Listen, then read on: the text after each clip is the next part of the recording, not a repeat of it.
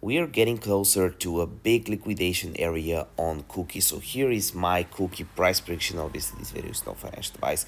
I'll be very precise and won't waste a second of your time. So right now, what we are looking for is the area between 1179 and 1184. There's a lot of resting liquidations for 18K, 20K, 16K. So a lot of people they started shorting around here and didn't profit here on the long liquidations, which was a big mistake.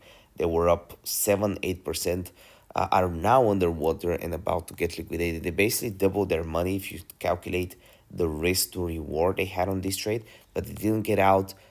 So we're looking to get their shorts wiped out and then we will short after that. So if you're a bull, this makes for a bullish scenario, for a bullish case. But after that, I would be taking some profits and at least hedging my position with some shorts. This is exactly how I plan on trading it. If you want to follow every single trade I have, use the link in the description down below to sign up for my Signal chat. I also have a link to my course, which I made super affordable.